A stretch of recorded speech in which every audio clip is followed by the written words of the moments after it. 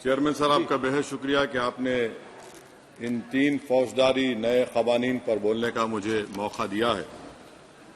Sir, मैं शुरुआत में इस शेर से आगाज करता हूं अपनी बात का कि हमको शाहों की अदालत से तवक्को तो नहीं, आप कहते हैं तो जंजीर हिला देते हैं।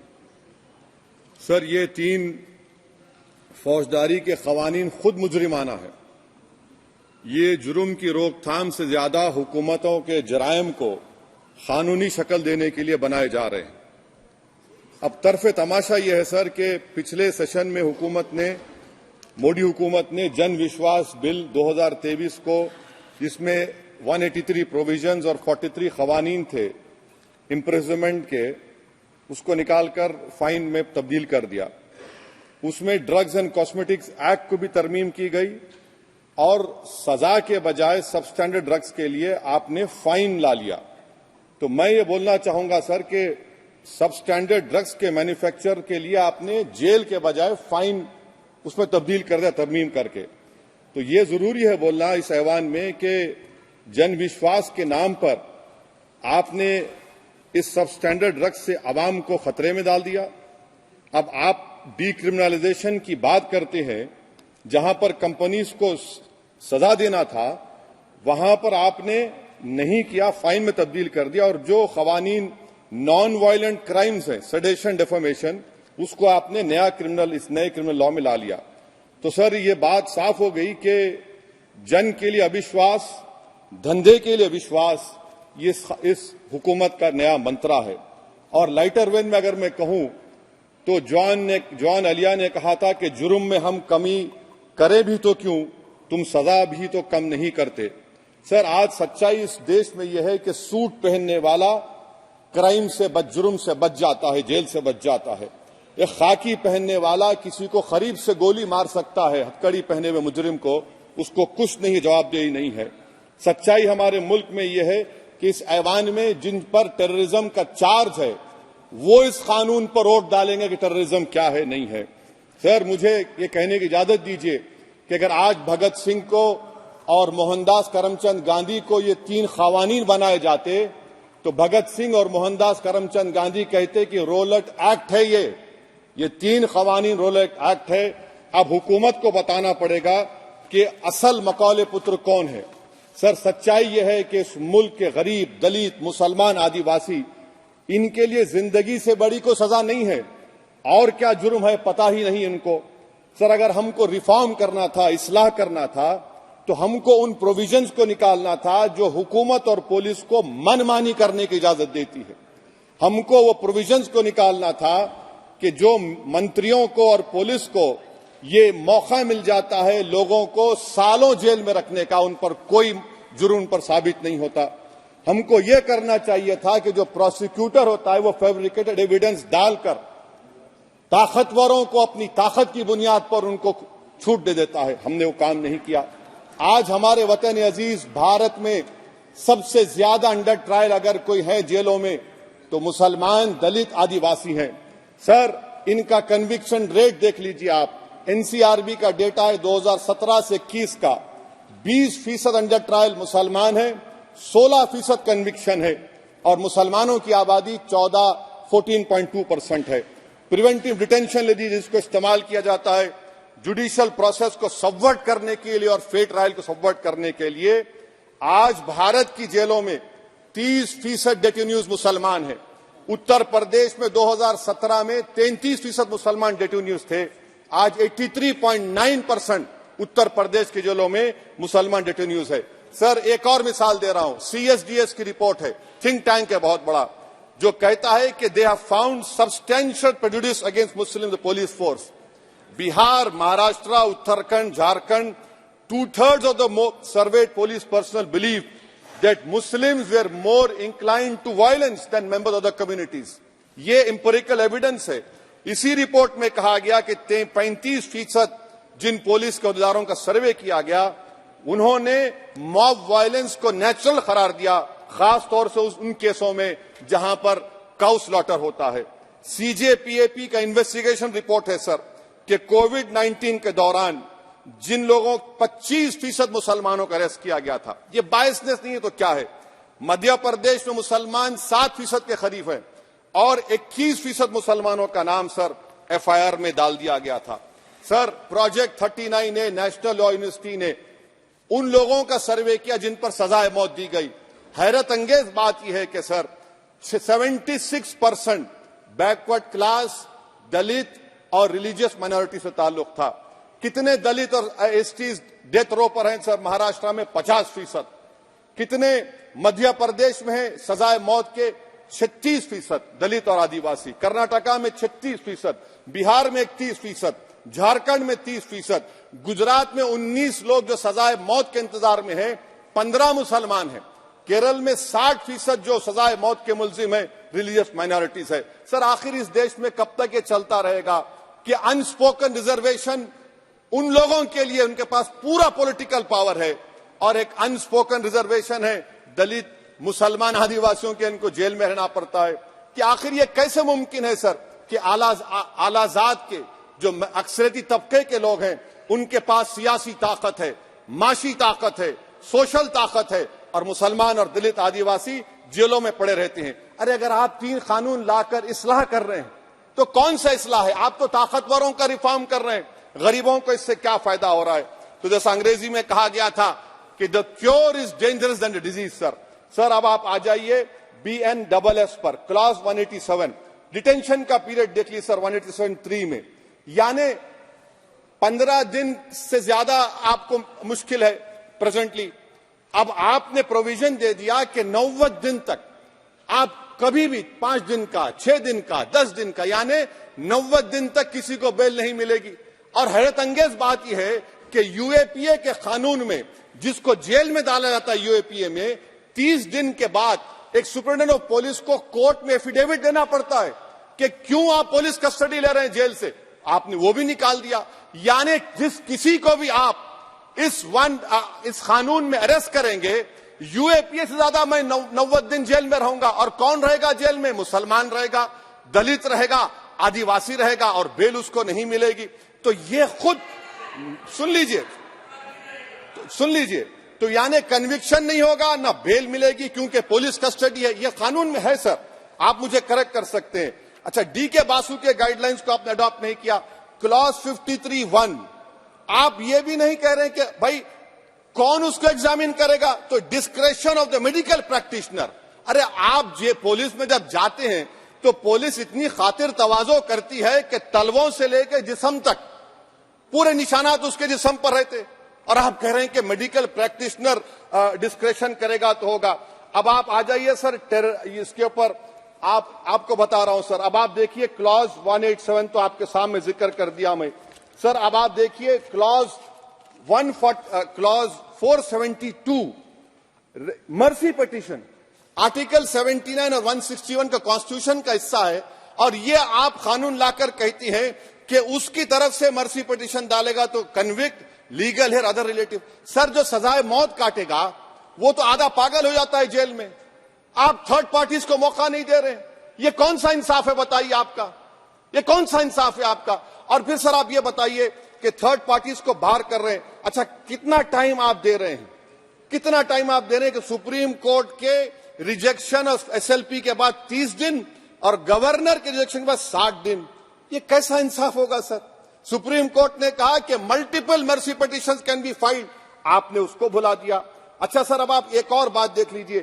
क्लॉज 479 में ये कहते हैं कि अगर कोई डिटेंशन पीरियड अपना 1/2 ऑफ द क्राइम जो ऑफेंस का पूरा कर लिया तो उसको बेल मिलेगी। आप तो उसको और खतरनाक कर दिए हैं। आप ये कहते हैं, उसमें ये कहते हैं सर, यहां पर आपने कह दिया क्लॉज 187 में, सॉरी सर, ये डिटेंशन मल्टीपल क्लॉज 479 में अगर एक से बढ़ के ज्यादा ऑफेंस होगा या ऑफेंस होगा लाइफ इम्प्रिजनमेंट का या पेंडिंग होगा तो उसको बेल नहीं मिलेगी। अरे हम तमाम तो, ऋषिकांत दुबे आप पर जब केस लगा, आपने कहा आपकी गाड़ी पर हमला हुआ, मैं जानता हूं, आप पर तो एक सेक्शन नहीं लगा, कई सेक्शन आप पर लगा दिए गए, तो फिर मुझे बेल नहीं मिलेगी। ये क्या कर रहे हैं आप? किस लिए कर रहे हैं आप अंदाजा भी लगा रहे, भाई आज आप वहां बैठे, कल आएंगे इंशाल्लाह, फिक्र मत करिए। पावर इटर्नल नहीं होता, ये तो कुदरत का निजाम है कि जो गंदगी करता है तो उनके लिए किसी और को मौका मिलता है, मगर आपको आना पड़ेगा एक दिन। आप ये गंदगी कर रहे हैं। अच्छा सर, ये बताइए कि हमने आप किसको कितना पर्सन्स वर पेंडिंग प्रोसीडिंग्स इन मोर देन वन ऑफेंस, और चार्जशीट में कई आते हैं। यानी जब हम पर केस बुक होता है सर तो फूल का गुलदस्ता आता है, हर सेक्शन होता है उसमें, तो मुझे बेल नहीं मिलेगी। तो ये एक बात है सर। फिर आप आ जाइए सर, मैं आपको बताना चाहूंगा सर, यहां पर आपको, सॉरी सर ये इतना बड़ा बिल है। फिर आप टेररिज्म पर सर, बीएनएस का टेररिज्म सर, ये बड़ा ही डेंजरस आपने खतरनाक आपने काम किया है। इससे दहशतगर्दी का मुकाबला नहीं होगा, सिविल लिबर्टीज खतरे में पड़ जाएंगे। और सबसे बड़ी बात तो यह है सर, इसमें आपने नोटिफाई करेंगे किसी को टेररिस्ट, कोर्ट क्यों नहीं करेगा? पुलिस वाला कैसे करेगा मुझे टेररिस्ट नोटिफाई? किसी ऑर्गेनाइजेशन को टेररिस्ट घोषित कर देंगे। तो ये खुद सेपरेशन ऑफ पावर्स का वायलेशन है, जुडिशियल इंडिपेंडेंस का वायलेशन है, और इंदिरा गांधी वर्सेस राजनारायण केस का वायलेशन है। तो ये मोदी सरकार जुडिशरी के पावर्स को छीनकर खुद जज जूरी एग्जीक्यूशन बन रही है। किसी शायर ने बड़ा अच्छा कहा था सर, वही कातिल वही मुखबिर वही मुंसिफ ठहरे। सर मैंडेटरी वीडियो रिकॉर्डिंग आपने कहा कि जिस जगह पर इस प्लेस पर सर्च होता है वीडियो रिकॉर्डिंग की, मैं ये कहता हूं कि जब मेरा अरेस्ट होगा वीडियो रिकॉर्डिंग करिए, क्यों नहीं करते आप? जब मेरे घर पर पुलिस आती है वीडियो रिकॉर्डिंग करिए, जो मैं पुलिस को देता हूं उसकी वीडियो रिकॉर्डिंग करिए। विटनेस स्टेटमेंट होगा क्लॉज 183 में, उसका वीडियो रिकॉर्डिंग करिए। क्यों नहीं आप पैसे देते कि हर पुलिस वाले के जिस्म पर एक वीडियो रिकॉर्डर हो, और एक्यूज को मिलना चाहिए, आप नहीं मिलता एक्यूज को। हाँ आपको नहीं है, मैं जानता हूं। क्लॉज 250 और 262 सर इनकंसिस्टेंट है। तो क्लॉज 250 में 60 डे टाइम लिमिट है डिस्चार्ज के लिए। अगर एक्यूज को कागज नहीं मिलता है, हम सब जेल में गए, मैं कई मर्तबा जेल में गया हूं, ससुराल में इतना नहीं गया जितना जेल को जाने का मुझे मौका मिला, चाहे कांग्रेस की तेलुगु देशम की हुकूमत रही है। ससुराल कहते हैं कुछ लोग। क्लॉज 262 है, क्लॉज 262 में डिस्चार्ज एप्लीकेशन है, वो फ्रेमिंग ऑफ चार्जेस के बाद डाल सकते हैं। ये it defeats the purpose. What is the discharge application which is to prevent police from using delay tactics? Discharge always precedes framing of charges. आप मैं उस वक्त तक डिस्चार्ज नहीं डाल सकता जब तक कि वो नहीं होगा। अच्छा क्लॉज 251 263 देखिए sir, time limit for framing of charges in cases of session trials 60 days of first hearing charges, warrant charges should be 90 days। मगर आपने क्या किया, होशियारी देखिए, बर्बाद करने का कहानी। 193(9) डाल दिया आपने। Can it prescribes a 90-day time limit for further investigation? For further investigation, what will happen when supplementary charge sheet are put? Will the accused be acquitted? क्या मुझे छोड़ देंगे आप? क्या कोई time like this is a dead letter? यानी आप तो पूरे का पूरा सिविल राइट्स लिबर्टीज बोलिए सब छीन ले रहे। अच्छा सर, इसमें आपने लिंचिंग का एक कानून बनाया बीएनएस में, सेक्ट क्लॉज 103 में। अब आप इसमें देखिए सर, लिंचिंग कब हो सकता है? जब आप ये बताएंगे कि ये पर्सनल बिलीफ पर मारा गया, किसी को जेंडर पर मारा गया, कास्ट पर मारा गया। सर आप तो एक्यूज को तो मौका दे रहे हैं छोड़ने के लिए, आप तो एक्यूज को मौका दे रहे हैं। अच्छा पर्सनल बिलीफ में रिलीजन क्यों नहीं लिखते भैया आप? इन तीनों कानून में रिलीजन इस्तेमाल किया गया, पर्सनल बिलीफ में रिलीजन नहीं आता। अच्छा सर आप ये भी देख लीजिए कि 1019 सर 190 में अनलॉफुल असेंबली है, 5 और मोर एक्टिंग टुगेदर। फिर ये क्यों कर रहे हैं आप? 5 मिलकर भी मर्डर करेंगे तो एक 103 भी तो आपने कर दिया। तो इनका यानी ये तो इसका अनलॉफुल एक्टिंग टुगेदर है।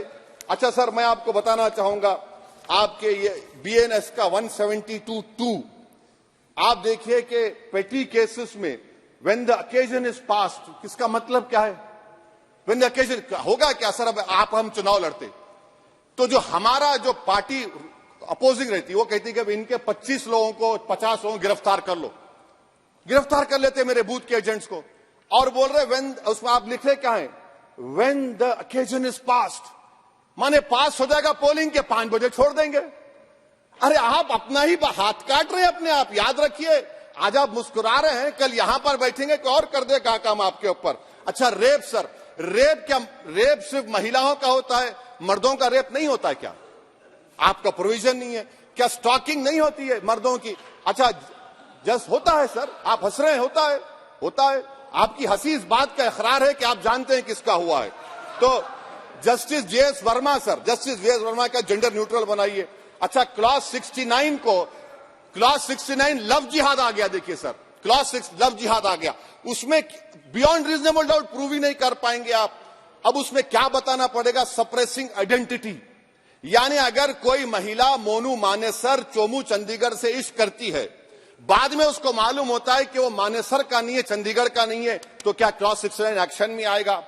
आप बताइए कि अच्छा, अगर कोई ये कहेगा कि मेरा नाम, कुछ नाम है, कई कुछ नाम होता है जो कॉमन नाम होता है मुसलमानों में, दीगर मज़ाहिब में, तो क्या वो सेक्शन अप्लाई होगा?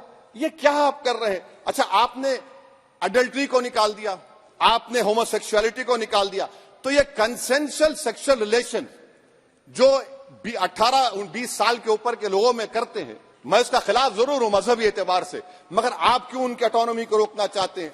अच्छा सर, सेक्शन क्लॉज 1093 बीएनएस का, आपको it does not require knowledge और intention part of person facility commissioner organise crime.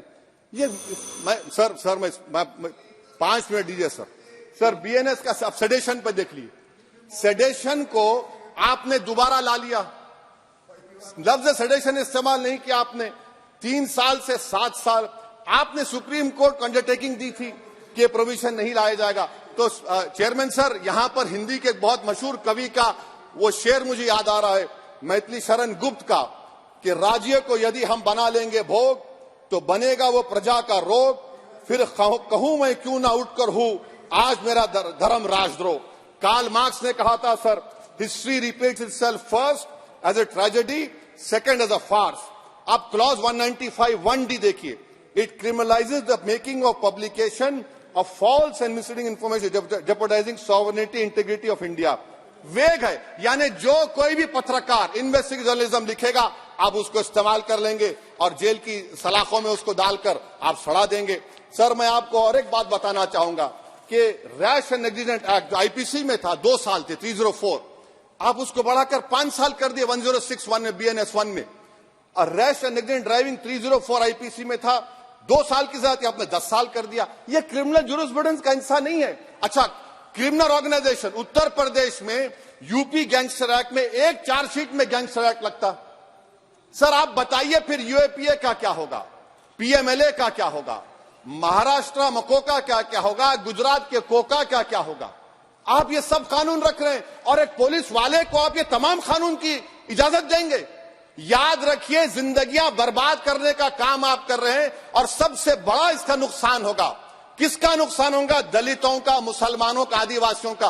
और वो पॉलिटिकल पार्टीज जो कल आज सत्ता में है, कल नहीं रहेंगे, वो बदले की भावना से काम करते हैं। सर मुझे पुलिस ने पीटा सर, 1999 22 दिसंबर को मेरे सर पर 20 टाके लगे, पीठ से लेकर पैर तक मारा गया। आपको मालूम सर क्या हुआ? तेलुगु देशम की सरकार थी, उन्होंने उन दोनों पुलिस वालों को जिन्होंने मुझे मारा था उनको आईपीएस कन्फर कर दिया। अरे चप्पन देके बैठो तुम, प्लीज आप बैठ जाइए। टेररिज्म का देखिए सर, आप बैठ जाइए प्लीज। यूएपीए का सर मैं खत्म कर, टेररिज्म उनको रोकिए sir. Okay please sit down sir. Terrorism का डेफिनेशन में आप देखिए, यूएपीए का सेक्शन 16 क्लॉज 113 में आ गया, यूएपीए का सेक्शन 15 क्लॉज 131 में आ गया। देख लेंगे उसको, देख लेंगे। यूएपीए का आपत्तिजनक अंश निकाल दिए जाएंगे। यूएपीए का क्लॉज 18 113 4 में आ गया, यूएपीए का क्लॉज 18 113 3 में आ गया, यूएपीए का क्लॉज 20 113 5 में आ गया, यूएपीए का सेक्शन 19 113 6 में आ गया। अरे भाई साहब फिर क्या बचा है? आप यूएपीए से, मकोका से, गुजरात कोका से, पीएमएलए सब ला लिए। तो स्पीकर सर, मैं अपनी बात को खत्म करने से पहले मैं उम्मीद कर रहा था कि मैंने वजीर दाखिला का एक स्टेटमेंट सुना था अमित शाह साहब का, कि जब गुजरात के होम मिनिस्टर थे तो उन पर जुल्म किया गया, उनको दबाया गया। मगर हम ये समझ रहे थे कि जिस शख्स पर नाइंसाफी हुई है, जो वो क्लेम कर रहे हैं, तो कम से कम वो दूसरों से नाइंसाफी तो नहीं करेंगे। आप क्या कर रहे हैं?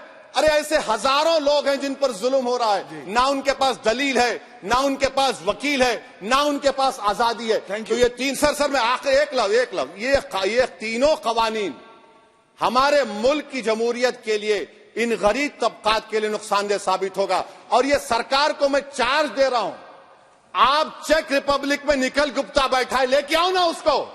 कुलभूषण यादव पाकिस्तान में बैठा है, लेके आओ ना। कतर में हमारे फौजी बैठे, लेके आओ ना उनको। अरे कहां तुम्हारी देशभक्ति है? अरे निखिल गुप्ता को लाओ, इस कानून में इस्तेमाल करो, मगर वो नहीं बोलेंगे। मैं इस कानून के मुखालिफत में खड़ा हूं जो भारत की जमहूरियत के लिए खतरा बनेगा। शुक्रिया सर।